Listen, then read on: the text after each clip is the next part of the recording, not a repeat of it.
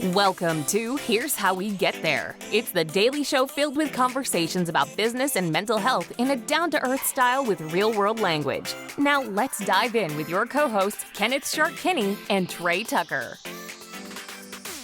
All right, Shark, it's Sunday. We got to figure out what in the world exactly. We're going to start with that and figure out what in the world we're here for. God put us here for a reason.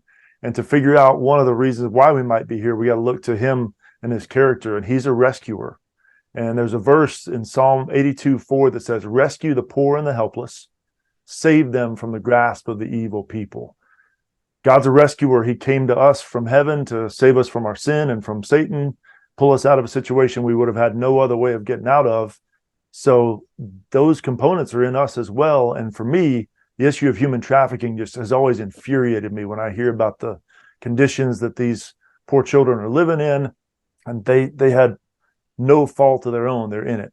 And so recently that movie Sound of Freedom that came out really shed light on the conditions they live in and their just horrific treatment.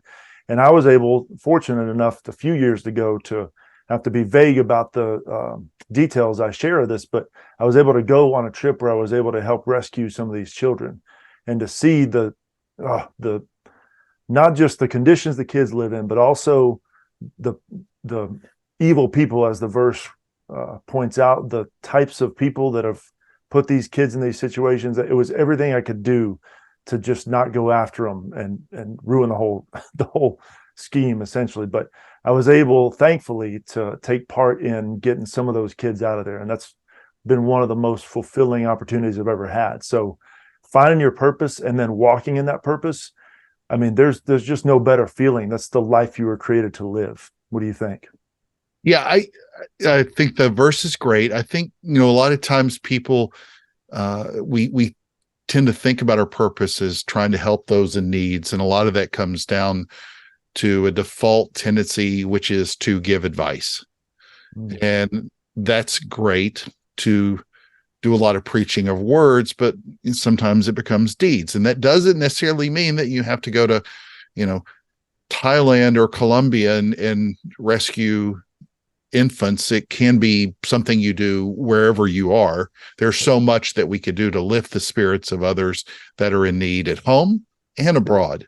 So I don't want to overwhelm people by anybody thinking you have to go off on some sort of mission trip and do something necessarily. There's plenty of places at home, but the key is to take action, not just live in those words without actually doing the deeds. And I think sometimes that a lot of people, when they think about finding that purpose, it's again becomes too self-centered.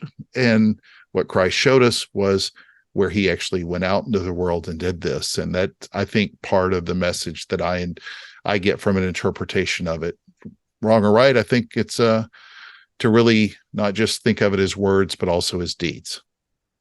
Yep, absolutely. Reflect his character in your actions.